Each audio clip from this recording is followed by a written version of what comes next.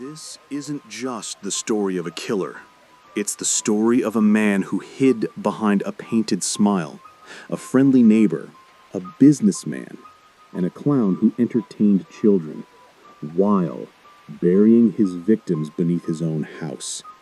This is the terrifying true story of John Wayne Gacy, one of America's most notorious serial killers. Chicago, Illinois, the 1970s, a time of growth, community, and suburban comfort. Nobody suspected that one of their most respected citizens was hiding a nightmare under his floorboards. Neighbors called him a friendly guy. He threw barbecues, volunteered for charity, and even dressed as Pogo the Clown to make kids laugh. But behind that painted grin lurked something far darker than anyone could imagine. John Wayne Gacy was born on March 17, 1942, in Chicago. His childhood wasn't the picture of happiness. His father, an alcoholic, was brutally critical and often violent. As a boy, Gacy was desperate for approval, but instead he got ridicule and beatings. That need for acceptance would follow him for life and twist into something monstrous. He tried to escape his father's abuse by throwing himself into work and community. By his early 20s, he seemed like a man on the rise, charming, ambitious, and always eager to please. But even then, people who met him said something felt off, like there was a darkness just beneath the surface. By the late 1960s, John Wayne Gacy had built what looked like the perfect life. He married, settled in the suburbs, and opened a successful construction company. He was active in the community, joining local organizations, hosting parties, and even taking photos with politicians. To everyone around him, Gacy was the kind of man you could trust, the kind of neighbor you'd lend your tools to, or invite over for dinner. But behind that friendly smile, there were whispers, small, unsettling moments that didn't quite fit the picture. In 1968, the mask slipped, just a little. Gacy was arrested in Iowa for sexually assaulting a teenage boy. He was sentenced to 10 years in prison, but only served 18 months. When he got out, he returned to Chicago, determined to rebuild his life and reputation. And somehow, he did. He bought a house at 8213 West Summerdale Avenue, started his business again, and even got involved in local politics. Nobody asked too many questions about his past. After all, Gacy was charming, charismatic, a man who always had a joke or a helping hand. Then came Pogo. John Wayne Gacy joined a group of amateur clowns who performed at hospitals and community events. He loved it, the attention, the smiles, the sense of control. But there was something strange about his version of Pogo. His makeup wasn't rounded and friendly like most clowns. It was sharp, angular, almost sinister. That clown costume became more than entertainment. It was a mask that gave him freedom. Behind the paint, he could be anyone, and no one would ever suspect the monster underneath. Between 1972 and 1978, young men began to disappear across Chicago. Most were teenagers, some runaways, some looking for work, some simply vanishing after the wrong encounter. At first, no one connected the dots. Police saw them as missing youths who'd probably left home on their own. But the truth was buried much closer to home. Behind the closed doors of 8213 West Summerdale Avenue, Gacy was luring his victims in with promises of jobs, money, or a quick drink. And once they stepped inside, they were never seen alive again. Gacy had a trick, a party game, he called it. He'd pull out a pair of handcuffs, smiling as he showed how he could escape them.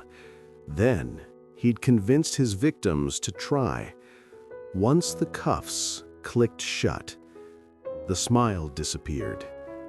He'd lean in close and whisper, "The trick is, you have to have the key." With so many victims, Gacy needed a place to hide the evidence. His small suburban home sat above a narrow crawl space, and that's where he buried them.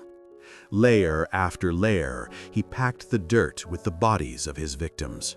The smell grew unbearable, but Gacy had excuses ready.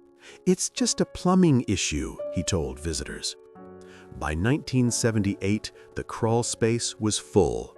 Gacy began dumping bodies in the nearby Des Plaines River. His double life, the clown, the businessman, the killer, was spiraling out of control. It all started to unravel in December 1978. 15-year-old Robert Peast, a high school student, vanished after telling his mother he was going to speak with a contractor about a part-time job. That contractor was John Wayne Gacy.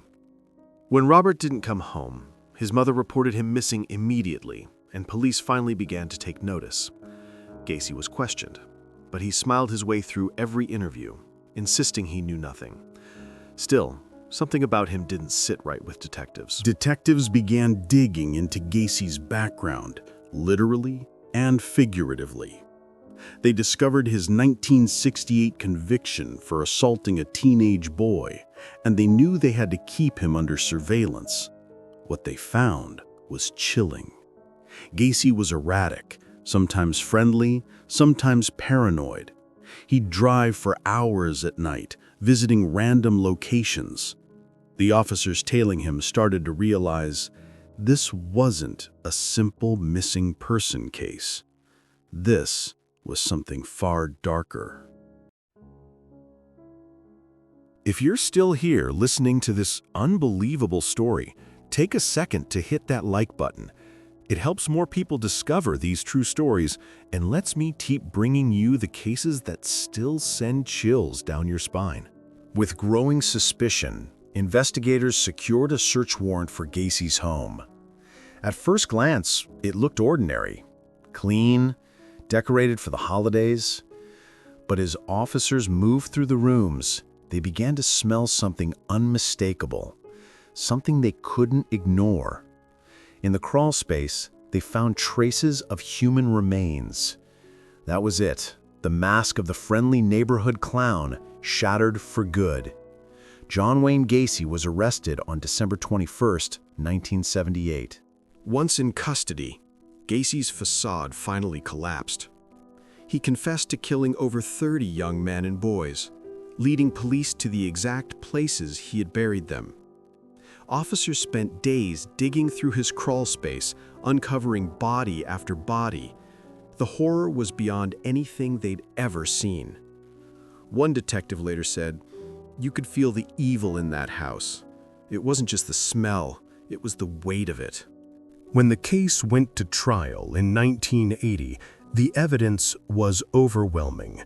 33 victims, dozens of families left shattered. Gacy sat in court, calm and collected, sometimes even joking with guards. His lawyers tried to claim insanity, arguing that no sane man could commit such horrors, but the jury didn't buy it.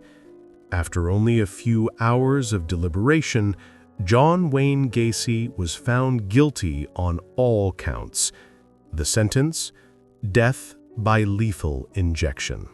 Gacy spent 14 years on death row, painting portraits of clowns, celebrities, and even self-portraits as Pogo. He gave interviews where he denied responsibility, claiming he was framed, even as the evidence spoke for itself.